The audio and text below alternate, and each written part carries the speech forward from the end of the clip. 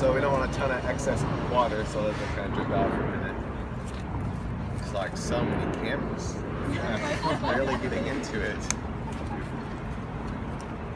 You got to give us a what's up, YouTube. Only for special moments. What's that? Oh, sure. Yeah. It is on YouTube. Live broadcast, streaming. Yeah.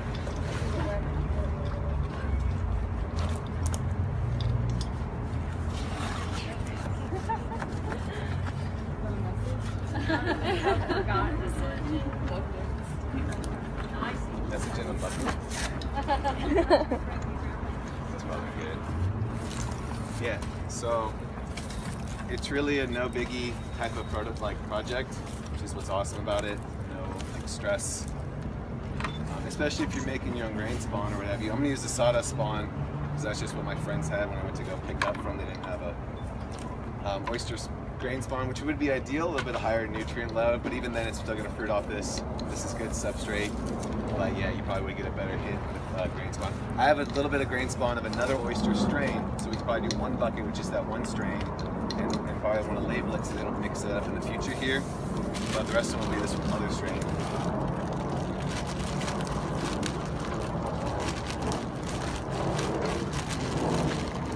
And I'll just start the one couple layers and then y'all can do the rest, of course. Yeah, I sprayed my hands down, I don't think I made a point of that, but just to clean them up.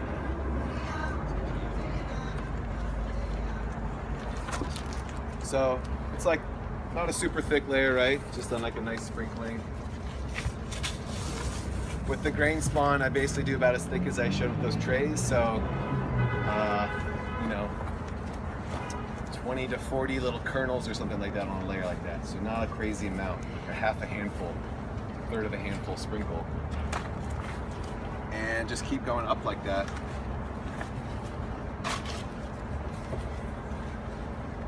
And yeah, you don't need the cardboard. You know, you can't just do straight coffee. It's just, you want to make sure if you're going to do it like that, you want to be using really fresh grounds and probably a high inoculation rate, just to really try to avoid mold. Mold does hit the coffee pretty quick. You also can you can get coffee super easy right in the city. Like if you have one, right, probably have a coffee shop around the corner. But if you want to do it in your home or something, or you don't live in the city, you could also just kind of start it on the bottom, and then every day, like feed it your own coffee grounds, or a little bit of tea leaves, or a little bit of paper products that are clean and stuff, and just basically grow the mycelium upward slowly over, you know, a couple of weeks. And then once the bucket's full, you want to have the cap on in between, right, so it doesn't dry out. And once it's full, just cap it, stack it, and then just let it rest, and then it should fruit out the holes. So for here, for the folks here, we want to put these somewhere at least as shady as possible, maybe even like one of the corners of the garden, or underneath one of these buildings or something like that, structures. We don't want the buckets to get super hot. We want to try to avoid that as best as possible, and it's kind of hard. At least we're towards the end of summer. Ideally, this would be in an indoor space. It's a bit more controlled. How long does it take to fruit? I'd say up to like after it's done. Like once we do this, probably gonna be like maybe up to a month for our fruits. Maybe a little bit less. Maybe just 2 weeks, 2-3 weeks. When you're doing this, do you want to pack it down as much as possible to get rid of any air? Well, the coffee's going to kind of fill in all the little gaps, more or less, so there won't really be a lot of pockets. With straw, it has a tendency to fluff, so we do pack it. We can pack.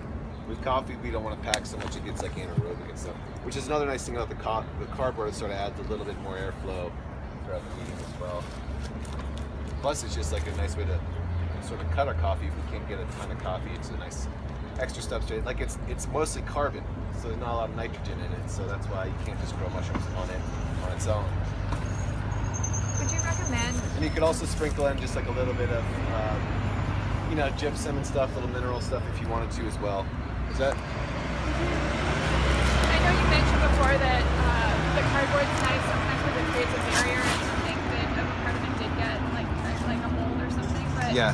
Would you do straw as like instead of cardboard just because of again the porous it being a good mycelial? Yeah, you could. Or would you? But you'd want to treat, the thing about that is like you want to treat the straw. Yeah. So like you don't- cardboard works pretty clean on its own, which is awesome, and the coffee comes to you ready to go. So that's the nice thing about it, is like no work. Mostly you're concerned about, the ideal practice would just use like a high inoculation rate, just like kind of like a good amount of ideally grain spawn. And so if you're making that, pretty cheap for yourself, this is not that hard and ultimately not that expensive. Would you use like a half gallon of grain spawn, or is that too much? Well, I do about the same amount. Like if I was doing 12 buckets, I'd probably do about like 2 gallons or something like that of grain spawn. So whatever, divide that 12, a sixth of a gallon, whatever that is, cup and a half or something. Is that a pint and a half? I don't know. Anyway, so you guys get the idea. So that's it. So whoever wants to start banging on this, just spray your hands out, wipe out the buckets, stack them up. We don't got